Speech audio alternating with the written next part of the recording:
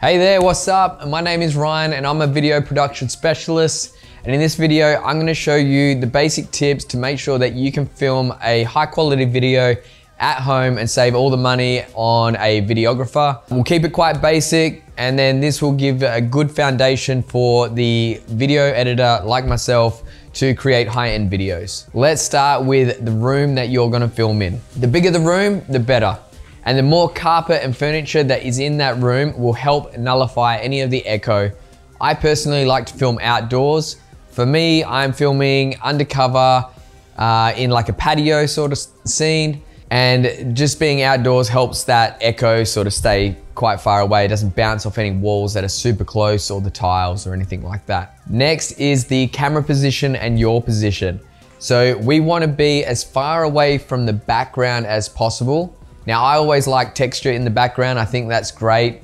Obviously, you don't want rubbish, or not rubbish, untidiness, but you want it to suit your brand.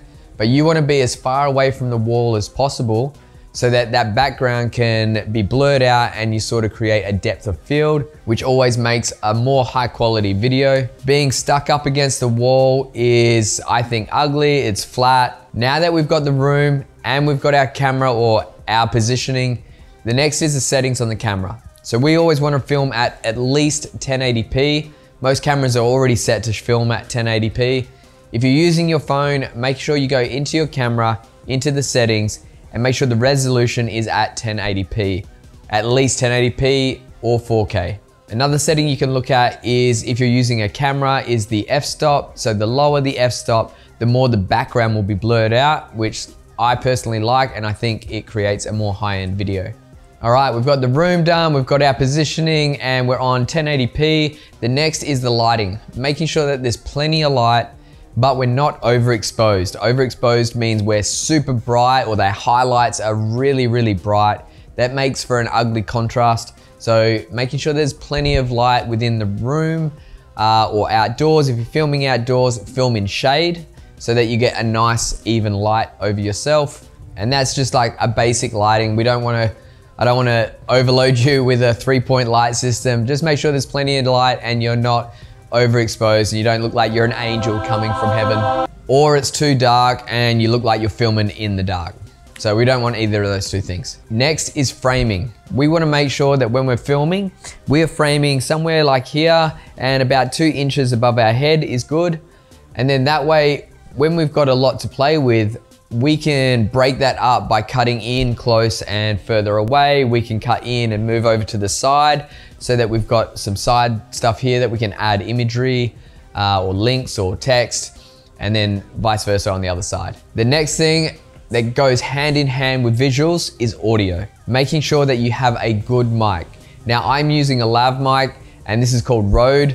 The brand is called Rode, which is connected to my camera. It just records straight into the camera, or your phone. If you're filming with your phone, you can plug it into your phone.